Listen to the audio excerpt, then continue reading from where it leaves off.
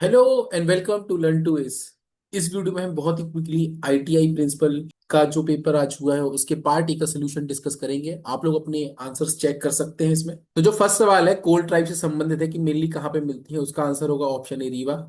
दूसरा क्वेश्चन है कि जो शेड्यूल्ड एरिया होते हैं कौन सा जिला इसमें से पूरी तरह से शेड्यूल्ड एरिया नहीं है। झाबुआ, मंडल, डिंडौरी तीनों है, बैतूल नहीं है। Maximum limit forest right act के तहत है 4 हेक्टेयर। आर्टिकल 244 क्लॉज 1 है फिफ्थ शेड्यूल से संबंधित और 244 क्लॉज 2 है सिक्स से संबंधित, तो आंसर बी हो जाएगा। फिर फिफ्थ क्वेश्चन है बिद्री फेस्टिवल कौन सी ट्राइब बैगा ट्राइब से संबंधित है, कौन से महीने मनाई जाती है, जेठ और आषाढ़ में।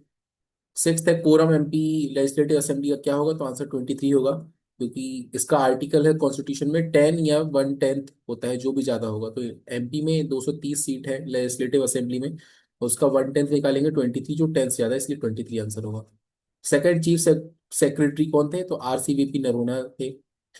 और डिस्ट्रिक्ट प्लानिंग कमेटी के चेयरपर्सन को इलेक्ट करने का प्रोविजन कौन करता है, इलेक्ट तो गवर्नर करता है। फिर है मध्य प्रदेश स्टेट वुमेन कमीशन से संबंधित दोनों ही कथन इसमें सत्य हैं, तो आंसर बोथ 1 और 2 हो जाएगा। पेसा एक्ट अभी हाल ही में 3 से 4 साल पहले लागू हुआ था, 2022 में 15 नवंबर, जनजाति गौरव दिवस के उपलक्ष्य में। लिस्प प्रोग्रामिंग लैंग्वेज ये एआई से संबंधित है, जॉन मैकार्थी इसके इन्वेंटर। वैक्यूम ट्यूब के बाद कौन सा सेकंड जनरेशन कंप्यूटर आया था, तो आंसर है ट्रांजिस्टर। इसमें से कौन सा एलिमेंट नेटवर्क प्रोटोकॉल से संबंधित नहीं है, आंसर होगा इसका एनक्रिप्शन। की लॉगर का मेन पर्पस क्या होता है, तो इसका मेन पर्पस होता है की स्ट्रोक जब प्रेस करते हैं तो डेटा को रिकॉर्ड करने के लिए। फिर सर्टिफाइंग अथॉरिटी जो डिजिटल सिग्नेचर यूज होता है, वह कौन से एक्ट के तहत चीजें इश्यू की जाती हैं, वो आईटी एक्ट के तहत, तो आपको इसी से आंसर मिल जाता है, आईटी एक्ट से।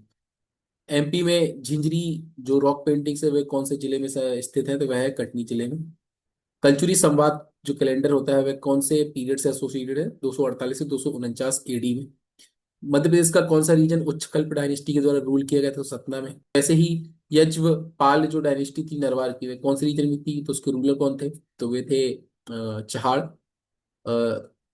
रानी दुर्गावती को कौन से संत से उन्हें इनिशिएशन रिसीव हुआ था, तो वे थे संत विठलनाथ। खपड़ी पानी माउंटेन्स कौन से रीजन्स में है, कौन से मिनरल्स के लिए फेमस है, तो वो है बॉक्साइट। और जो मैंगनीज बेल्ट रीजन है वह कौन से रीजन में है, तो बालाघाट छिंदवाड़ा। वैसे ही अमरकंटक थर्मल पावर प्लांट कौन से रीजन में है, तो शहडोल में है। पाथाखेड़ा कोल फील्ड बहुत फेमस है, बैतूल में है। 2011 की जनगणना के हिसाब से मध्य प्रदेश की पर square kilometre average population density है 236। और अभिनव बिंद्रा जी को ब्रांड एम्बेसडर बनाया गया है इंटरनेशनल ओलंपिक कमेटी का। और नोबेल पीस पुरस्कार के जो विनर है वो इस बार मरिया कोरिना मचाते हुए वेनेजुएला से हैं। खेलो इंडिया वाटर स्पोर्ट्स फेस्टिवल जो वो जो हुआ था अभी हाल ही में, उसको इंडिया एमपी ने फर्स्ट रैंक हासिल की है। आईटीआई के लिए सरकार के द्वारा पीएम सेतु ऐप बनाया गया है। और जो रोड सेफ्टी के लिए मध्य प्रदेश सरकार के द्वारा सड़क सुरक्षा मित्र ऐप लाया गया है। धूपगढ़ जो पचमढ़ी में पड़ता है वह कौन सी रेंज में आता है, तो वह महादेव रेंज में आता है। जो तमस कुंड है वह कौन सी रिवर से एसोसिएटेड है, तो वह तोन्स रिवर।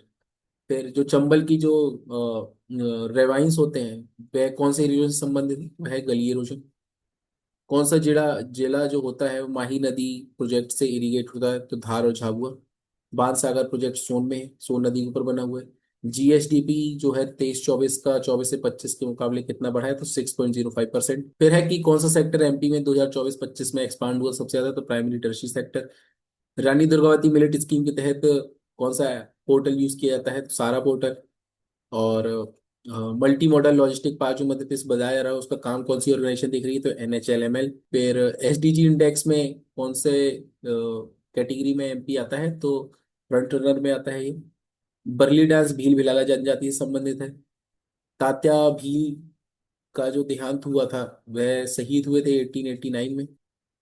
फिर है Madhya Pradesh tribal research development institute Bhopal, वर्तमान जो भोपाल में है वह इनिशियली कहाँ पे था, तो वह छिंदवाड़ा में था। फिर है गरहा का जो गोंड राज्य, यह किताब किसने लिखी है, तो डॉक्टर सुरेश मिश्रा जी ने लिखी है।